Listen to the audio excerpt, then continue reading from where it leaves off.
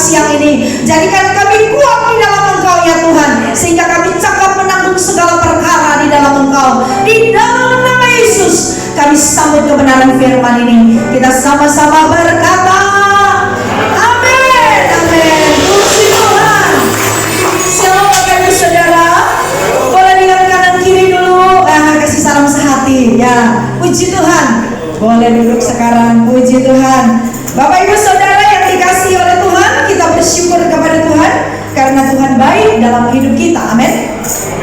Selama bulan Juli ini kita sudah banyak mendengarkan kebenaran firman berkaitan dengan bertumbuh di masa sukar. Puji Tuhan ya. Dari minggu yang pertama sampai minggu yang terakhir di penghujung bulan Juli ini kita membahas tentang bertumbuh di masa sukar.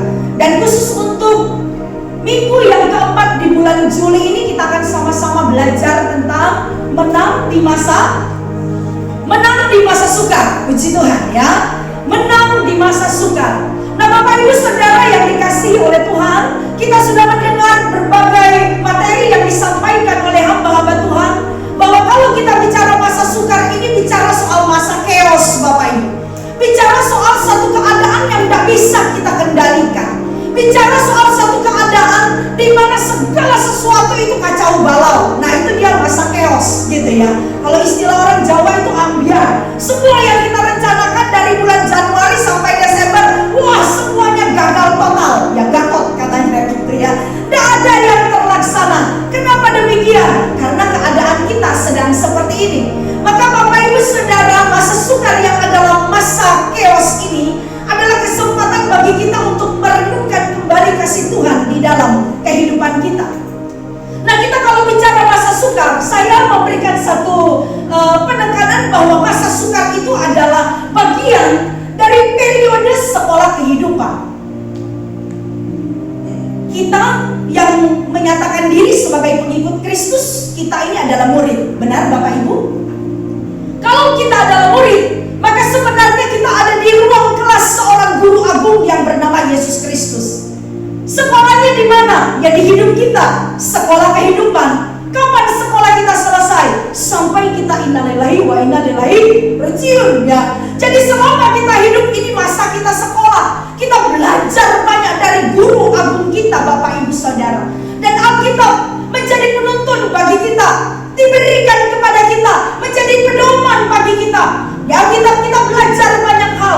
Guru agung kita mengajar bagaimana kita bertahan di dalam iman, bagaimana kita bisa mengakhiri pertandingan yang baik. Maka Alkitab adalah satu-satunya standar kebenaran yang harus dijalankan di dalam kehidupan kita.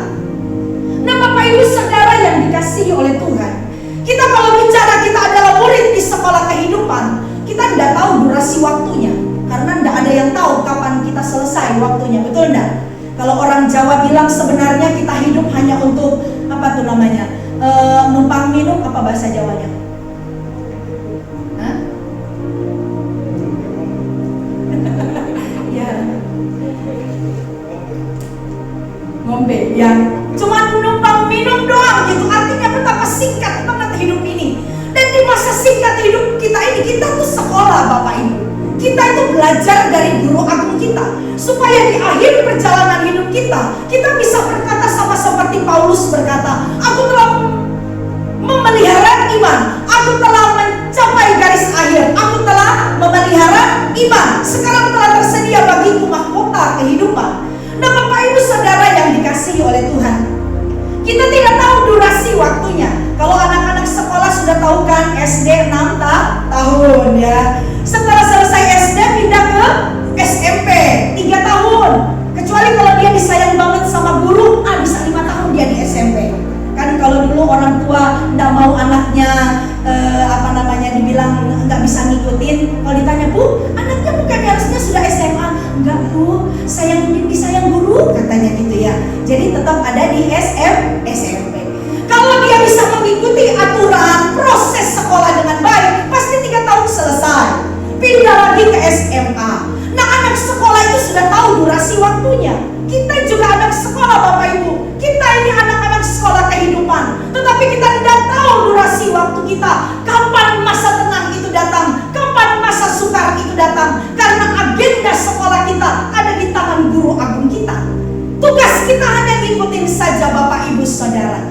Bapak Ibu yang dikasihi oleh Tuhan, ketika kita kemudian berbicara soal masa sukar, saya mencoba untuk menggambarkan bahwa masa sukar itu bukan suatu pencapaian sebenarnya.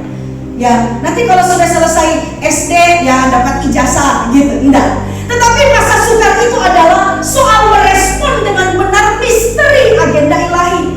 Dan misterinya Tuhan itu setiap hari Bapak Ibu. Kita tidak tahu apa yang terjadi. Selangkah ke depan, semenit ke depan kita tidak tahu. Maka setiap hari kita mencoba betul-betul untuk ngeklik dan ngeklop dengan kehendak Tuhan. Supaya apa? Kita sebagai murid dan dia sebagai guru itu ngeklik dan ngeklop. Amin Bapak Ibu. Kita tidak berjalan sesuai dengan aturan kita sendiri.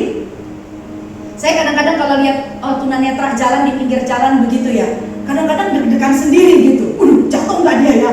Hanya pakai tuntunan tongkat, lalu kemudian ngikutin marka jalan yang ada jendol-jendol begitu. Tapi selama dia ngikutin itu, ya rambu-rambu yang ada, sampai juga dia ke ujung jalan gitu, ya. Dia yang tidak melihat sama seperti kita.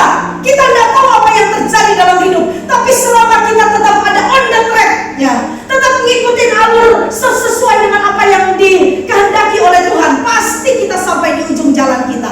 Amin Bapak Ibu.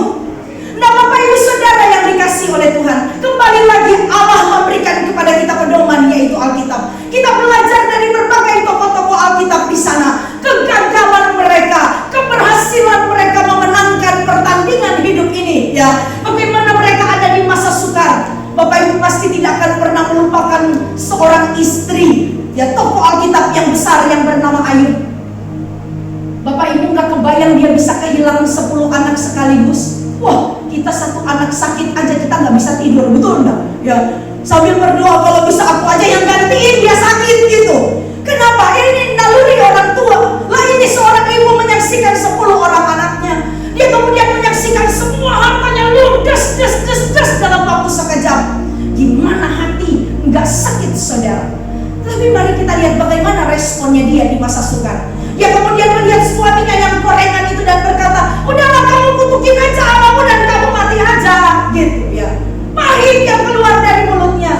Maka Bapak Ibu Alkitab menjadi pedoman untuk kita belajar bagaimana kita bisa bijak menjalani hidup ketika kita ada di masa sukar. Bagaimana respon kita?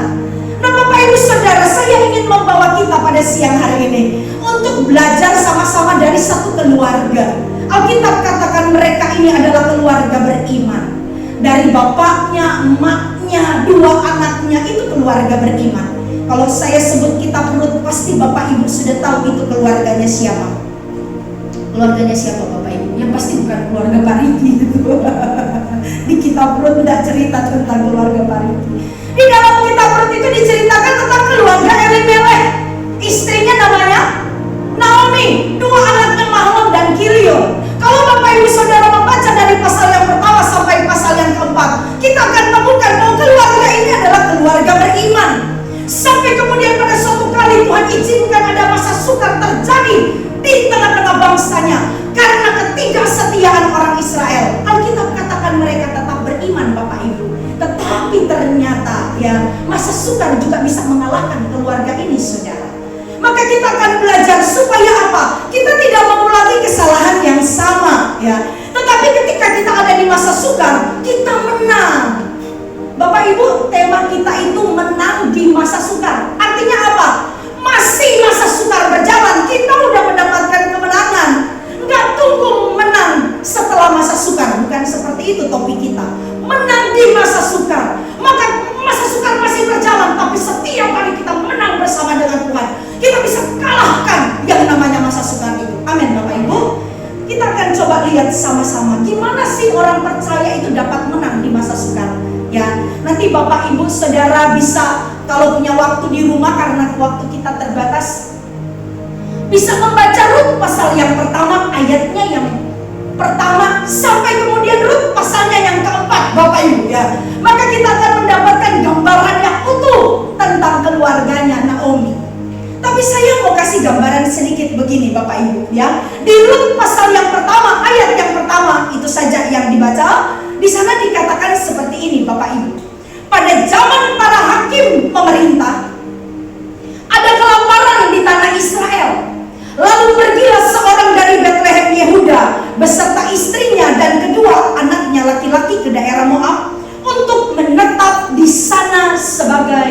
masing-masing, ya. Jadi dikatakan di ayat yang pertama dari Rut pasal yang pertama, pada waktu para hakim memerintah di Israel, berarti latar belakang dari kitab Rut ini adalah masa hakim-hakim. Waktu itu tidak ada raja yang memerintah di Israel, Bapak Ibu. Belum ada raja.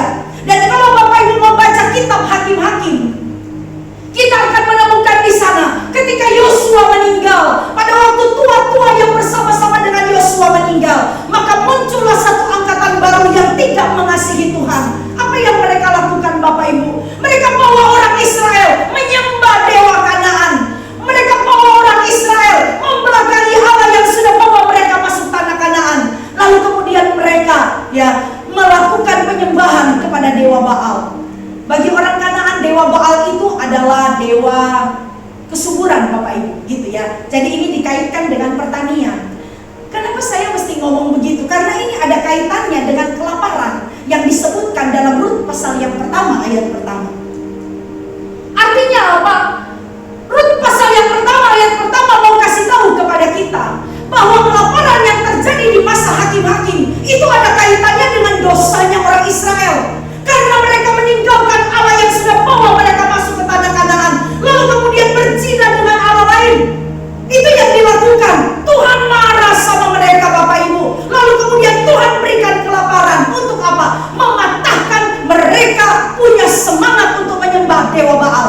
Karena dewa Baal itu kan dewa kesuburan. Tapi Tuhan datangkan kelaparan supaya apa? Orang Israel ini tidak ada Allah yang bisa disembah kecuali Allah Israel. Nah, Bapak Ibu yang dikasihi oleh Tuhan, ketika kemudian masa sukar itu terjadi, masa kios terjadi pada waktu itu di daerah Bethlehem Yehuda, di daerah Israel, termasuk yang kena dampak adalah keluarganya Naomi. Apakah keluarga ini jahat sama Tuhan? Tidak, Bapak Ibu. Kalau kita lihat, mereka adalah keluarga yang justru menyembah Tuhan. Menyembah Tuhan, Bapak Ibu, mereka tidak teralihkan. Ketika teman-teman sebangsanya berpaling dari Tuhan, mereka tetap percaya dan beriman kepada Allah Israel, Bapak Ibu. Itu yang dilakukan keluarga ini. Bahkan kalau kita lihat terus, ketika pergi ke Moab, mereka tetap percaya kepada Allah Israel. Kalau mereka tidak percaya kepada Allah Israel, bagaimana mungkin dari mulutnya Rut, sang menantu itu, bisa berkata kepada mertuanya, Allahmu adalah Allahku, bangsamu adalah bangsaku. Kalau dia tidak melihat iman dari Naomi selama dia tinggal bersama Naomi di tanah Moab. Artinya ini keluarga beriman, Bapak Ibu. Tetapi keluarga beriman pun kena dampaknya, Keluarga beriman ini pun masuk dalam masa sukar karena kesalahan teman-teman sebangsanya. Meskipun mereka tidak melakukan kejahatan di mata Tuhan, tapi mereka kena imbasnya, Bapak Ibu. Mereka ikut lapar. Tapi perhatikan, Bapak Ibu, apa yang dilakukan keluarga Naomi ketika mereka lapar. Yang mereka lakukan ketika mereka lapar adalah jadi gak peka. Yang mereka lakukan adalah ketika lapar, mungkin waktu itu anak-anaknya Naomi itu teriak minta makan. Waduh, sebagai seorang ibu, sebagai seorang ayah, jatuh belas kasihan. Di daerah Bethlehem ini gak ada roti. Padahal Bethlehem itu kalau dari bahasa aslinya artinya Bethlehem itu adalah rumah roti. Wah, di sana gudang gandum. Tapi sekarang Tuhan menjatuhkan murka, tidak ada gandum sama sekali di sana. Maka keluarga ini kemudian putar otak. Mungkin mufakatlah suami istri. Gimana kalau kita jual aja semua harta kita, lalu kita pindah ke daerah lain? Maka itulah yang terjadi, Bapak Ibu.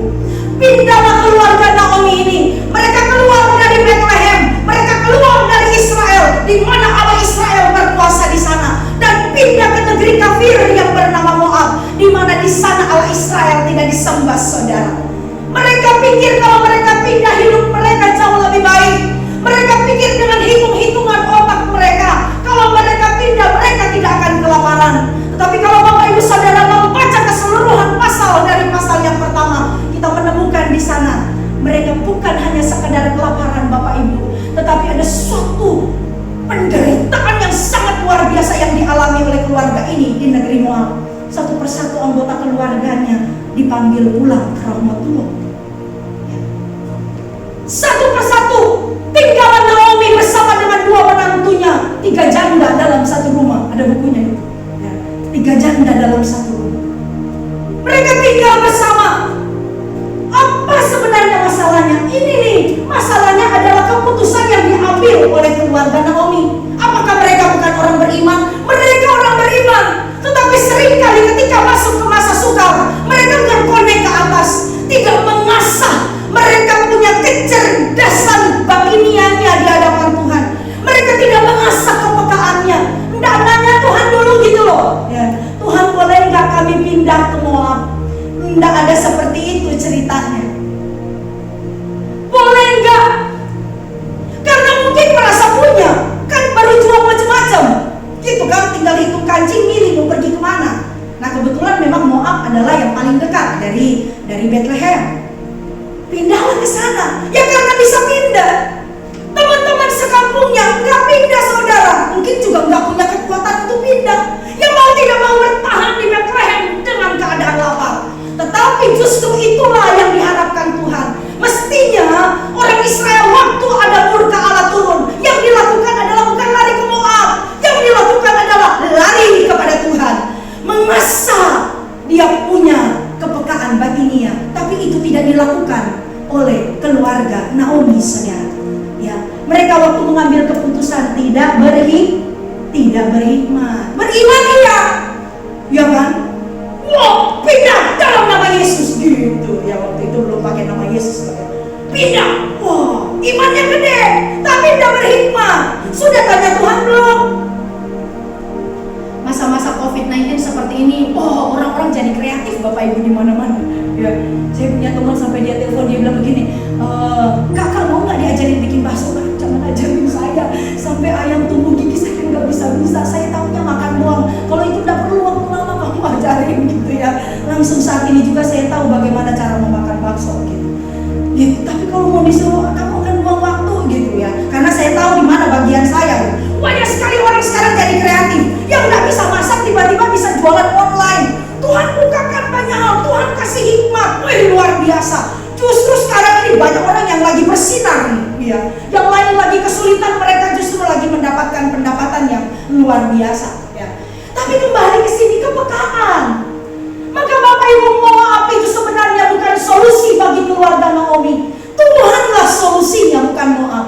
Tetapi nasi sudah terlanjur jadi bubur. Kalau kata Pegadaian, menyelesaikan masalah tanpa masalah. Tapi keluarga Naomi menyelesaikan masalah tanpa masalah. Bukan tanpa masalah, tanpa masalah baru. Bukan hanya mereka kelaparan, tapi hilang segala-galanya Bapak Ibu. Itu yang terjadi. Bagaimana kita bisa menang di masa sukar? Pertama, harus mengasah kita punya kepekaan batinia. Tuhan ngomong apa di masa sukar ini? Gitu ya. Ada orang-orang yang berkata, kata Tuhan gak boleh, gak usah pakai masker. Lu bodoh. Ya, kenapa? Karena kita harus lihat iman dan hikmat itu harus sejalan. Amin. Nggak mungkin kalau kita disuruh pakai masker lalu sudah tidak berdasarkan penelitian-penelitian dari para medis dan seterusnya. Amin Bapak Ibu. Ya. Jadi di masa sukar kita pun ada protokoler masa sukar. Apa yang kita harus lakukan? Yang pertama ini nih, ngasah batinia kita. Mungkin sekarang nih kita udah terlalu kencang larinya sampai lupa ada waktu untuk Tuhan. Sibuk dari pagi sampai malam. Sekarang Tuhan kasih kita di rumah terus gitu. Kalau sampai tidak pegang Alkitab, keterlaluan. Sungguh terlalu katanya. Kalau sampai tidak punya waktu doa, sungguh terlalu. Ya. Banyak waktu Tuhan kasih kepada kita supaya apa? Kita mengasah batinia kita. Selama ini kita hanya mengasah intelektual kita, ya, mengasah ekonomi kita. Bukan berarti itu tidak penting Bapak Ibu. Ya, sama seperti ada seorang bapak yang jadi masuk Kristen, lalu kemudian dia diberikan kesempatan bersaksi dan dia berkata, Bapak Ibu puji Tuhan, dulu sebelum saya Kristen, saya pakai otak saya. Sekarang setelah saya jadi Kristen, puji Tuhan saya sudah tidak pakai otak saya. Itu namanya bodoh. Orang Kristen harus cerdas ya. Justru kita harus mengasihi Tuhan, mesti juga pakai otak. Ya, itu hal yang pertama. Hal yang kedua, ini protokoler di masa sukar, Bapak Ibu. Gimana supaya kita menang? Ini kesempatan untuk merendahkan diri di hadapan Tuhan, bukan justru mencari pembenaran diri, bukan justru membenarkan diri. Ini yang dilakukan oleh Naomi, Bapak Ibu. Mari kita lihat Rut pasal yang pertama ayat yang ke-13 bagian C. Ketika dia meminta dua anak menantunya itu pulang kembali ke Moab, mereka dalam perjalanan mau pergi ke Israel. Dia berkata, udah pulanglah, aku ini udah tua, gak ada masa depan. Kalian ikut aku juga tidak ada harapan apa-apa. Maka dia menyuruh supaya dua menantunya itu pulang, saudara. Ya, bagi dia tidak punya harapan bahkan untuk menghidupi dirinya sendiri aja dia tidak bisa. Bagaimana dia bisa membawa dua ya menantunya ini ikut sama dia, saudara? Tidak punya harapan. Sampai kemudian keluar dari mulutnya, bukankah jauh lebih pahit yang aku alami daripada kamu? Sebab tangan Tuhan teracung terhadap aku. Kata apa yang muncul di sini? Pahit, saudara. Naomi berkata kepada dua menantunya, hidupku jauh lebih pahit dari kamu. Orang kalau sudah melihat ke diri sendiri, mengasihani diri, dia akan menganggap masalahnya lebih besar daripada siapapun juga. Pasti itu ya, menganggap hidupnya yang paling pahit, saudara. Maka ketika kemudian ngototkan Rut, bahkan kalau kita lihat cerita itu, jauh lebih bersemangat Rut untuk pergi ke tanah perjanjian ketimbang Naomi, saudara. Ya, Naomi bisa blank loh pada waktu itu. Sementara orang kafir ini yang hanya melihat hidupnya Naomi sehari-hari waktu di Moab, hatinya membara. Dia pengen kenal Allah Israel itu seperti apa. Kenapa? Karena dia lihat emak mertuanya, hidupnya begitu luar biasa. Tapi justru Naomi sedang dalam keadaan down, saudara. Kalau kita membaca Alkitab, kita akan menemukan bahwa tokoh-tokoh Alkitab yang hebat pun pernah ada di titik di mana kalau kita pakai istilah burn out gitu, di titik dia itu merasa lonely, tidak punya siapa-siapa, sepi. Elia, nabi besar pun bisa mengalami hal itu, Bapak Ibu. Sampai dia berkata, udah Tuhan ambil aja nyawaku. Ketika dia dikejar oleh Ratu Isabel, ambil aja nyawaku. Seorang nabi besar baru bikin mujizat, tetapi bisa down, saudara. Artinya apa? Orang beriman pun kita tidak luput, saudara. Tidak ada dari antara kita yang kebal terhadap masa sukar. Kita semua bisa diizinkan Tuhan masuk ke situ. Elia pun mengalaminya, saudara, dan dia sempat down. Ketika kemudian Naomi dengan Rut sampai ke Bethlehem, orang-orang di Bethlehem lihat dong, ih kayaknya itu Naomi, tapi kok tuaan ya? Gitu, keributan. Nggak kayak dulu waktu dia keluar dari sini. Ya mungkin dulu the have gitu kan. Jadi ya manicure, pedicure, facial, dan seterusnya, kinclong mukanya. Lah pulang dari Moab kagak terus. Naomi kayak itu. Ketika Naomi mendengarkan hal itu, saudara, dia berkata apa? Jangan sebut aku Naomi, panggil aku Mara. Sebut aku Mara. Naomi itu artinya menyenangkan, manis. Mara itu pahit, manis ya. Biasanya kan orang tua juga memberikan nama kepada anak itu adalah doa.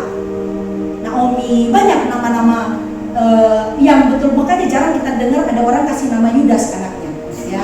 Karena nggak mau anaknya seperti Yudas gitu ya.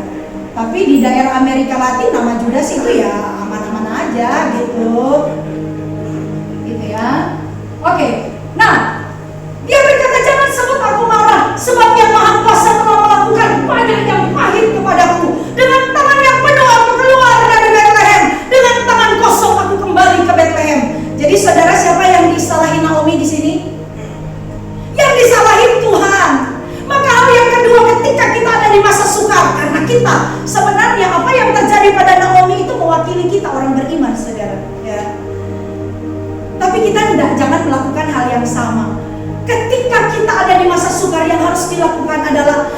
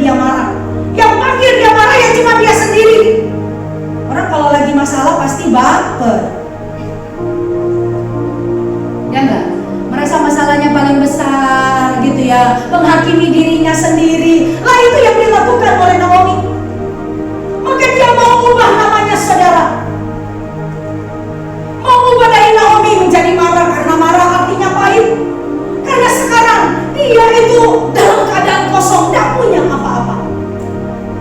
Tapi mengubah nama hasilnya apa? Jadi mengasihani diri kan? Mengubah nama bukan hal yang baik, tapi kan hal yang buruk. Pahit. Artinya dia seperti mendoakan mau hidupnya sampai akhir hidupnya ya pahit. Bapak Ibu, bagaimana bisa menang di masa sukar kalau yang ada dalam hidup itu adalah pahit?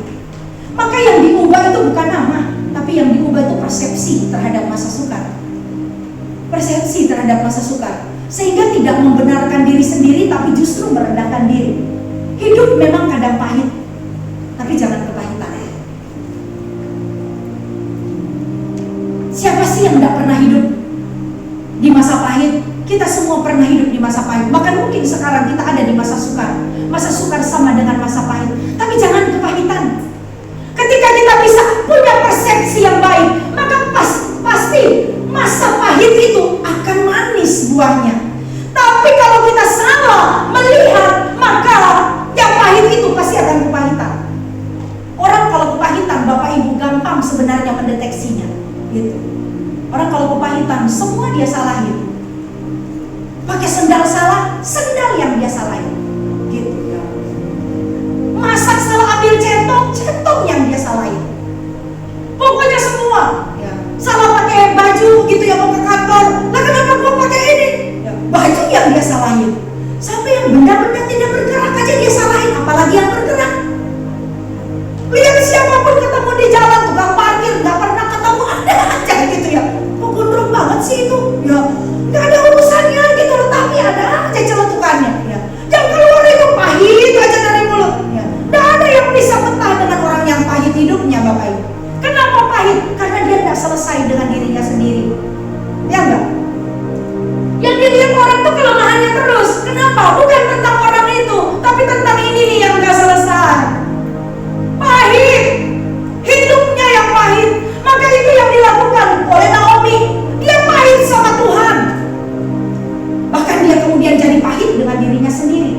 Mau pakai Naomi aja dia merasa dia tidak layak, saudara. Bagaimana bisa menang di masa sukar kalau hidup dalam kepahitan? Maka ketika kita ada di masa sukar, Bapak Ibu, yang bisa bikin kita menang adalah ketika masa sukar kita jadikan kesempatan untuk sabatikal sejenak, merenung, mengambil waktu, berdiam diri di hadapan Tuhan dan menemukan kehendak Tuhan. Itu namanya merendahkan diri di hadapan Tuhan, saudara. Lalu kemudian hal yang ketiga, miliki keyakinan bahwa Allah itu bekerja behind the scene, di belakang layar. Kita bisa menang di dalam pergumulan kalau kita mengerti bahwa Allah itu seringkali tidak terlihat tangannya, tetapi dia tetap bekerja. Kalau kita melihat kitab Esther, Bapak Ibu mau bolak-balik itu kitab, tidak akan pernah ketemu satupun nama kata Tuhan, tidak akan ketemu. Tetapi kalau kita melihat dari awal sampai akhir itu kitab, siapa yang pegang kendali kalau bukan Tuhan? Itu Tuhan bekerja di dalam kesenyapan, saudara ya. Kalau bukan karena Tuhan, tidak mungkin orang Yahudi itu bebas dari genosida yang sedang dirancang oleh Haman. Tidak akan mungkin. Semua karena Tuhan. Kata orang Manado, memang Tuhan soator ya. Memang seperti itu. Maka kita lihat di sini, Bapak Ibu, ini adalah satu hal yang tidak dilihat oleh Naomi di masa sukar. Karena apa? Yang dia lihat itu adalah masalah yang beratnya. Dia tidak melihat tangan Tuhan sedang bekerja. Rut pasal 1 ayat 22 bilang begini, Bapak Ibu, demikianlah Naomi pulang bersama-sama dengan siapa? Rut. Naomi ngakunya pulang kosong, padahal dia pulang dengan Rut. Kenapa dia bilang dia pulang kosong? Karena dia tidak tahu apa yang sedang Tuhan rancangkan dengan wanita yang bernama Rut ini. Kalau Bapak Ibu membaca kitab Rut, kita akan terkagum-kagum bagaimana Tuhan membawa hidup Rut itu sampai bisa ketemu destininya Tuhan. Naomi tidak tahu itu, Bapak Ibu. Yang dia lihat hanyalah masalahnya yang begitu menekan. Dan kemudian di sini dibilang, dan sampailah mereka ke Bethlehem pada permulaan musim menuai jelai. Jadi sebenarnya ini lembaran barunya itu loh dari si Naomi. Tapi karena masalahnya berat, masalahnya besar, dia tidak bisa melihat Tuhan jauh lebih besar daripada masalahnya. Dia tidak bisa melihat lagi tangan Tuhan terulur. Maka nanti Bapak Ibu akan membaca seluruh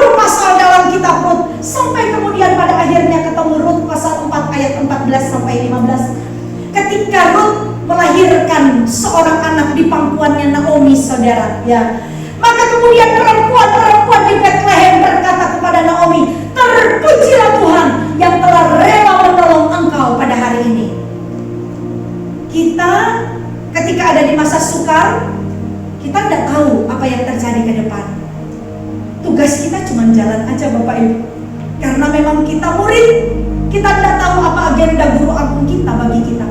Tetapi dia tidak pernah merancangkan yang jahat bagi kita, saudara. Maka kita tidak perlu tahu cara Allah bekerja. Kita hanya perlu percaya bahwa dia tetap bekerja. Makanya ketika kita bertanya mengapa Tuhan, kadang-kadang malahan kita yang tuntun Tuhan, coba ya kalau begini, coba ya Tuhan kalau begini, coba ya kalau Tuhan tolong aku ya dengan cara begini. Tuhan tidak pernah kehabisan cara untuk menolong kita. Tetapi kita percaya nggak dengan caranya Tuhan? Kita bisa menang kalau kita meletakkan kepercayaan kita pada cara Tuhan bekerja. Tapi kita akan stres dan kalah kalau kita memaksa Tuhan bekerja sesuai dengan cara kita, sesuai dengan apa yang ada di pikiran kita. Maka Bapak Ibu, apa yang dikatakan oleh perempuan-perempuan di Bethlehem terhadap Naomi itu adalah tugu kesaksian. Orang percaya menghadapi masa sukar. Ketika dia menang, pada akhirnya Naomi meskipun terseok-seok, dikit demi sedikit dia bisa melihat nih agenda Tuhan ini semakin nyata. Dikit demi sedikit mulai terbuka, sampai kemudian pada akhirnya saudara, dia menjadi tugu kesaksian akan kebaikan Tuhan. Perempuan-perempuan Bethlehem berkata, terpujilah Tuhan yang sudah rela berbuat baik kepada kamu. Gitu Bapak Ibu ya. Mungkin saking gableknya ini orang sampai orang bilang begitu sama dia. Itu Tuhan sampai rela. Bapak Ibu saudara ya, ketika berangkat ke Moab Tuhan tidak suruh. Tapi Tuhan yang disalahin, di tengah-tengah kesalahannya Naomi dan keluarga, Tuhan tetap turun tangan saudara. Tuhan tetap turun tangan. Maka kemenangan Naomi menghadapi masa sukar, ya itu menjadi tugu kesaksian. Ketika kita menghadapi masa sukar Bapak Ibu, orang juga sedang melihat kita, betul enggak? Wah ini pengusaha Kristen, ya. Sama yang lain juga menghadapi masa sukar, tapi ini Kristen, gimana cara dia merespon masalah ya? Ini karyawan Kristen di PHK, gimana ya cara dia merespon masalah? Orang melihat cara kita merespon. Maka Bapak Ibu saudara, tujuan Tuhan memberikan masa sukar, mengizinkan masa sukar dalam hidup kita, bukan hanya untuk memurnikan kita, ya, supaya kita muncul seperti emas, tetapi itu menjadi kesempatan nama Tuhan dipermuliakan melalui ketaatan dan kesetiaan kita melewati masa sukar. Tuhan memberkati kita semua.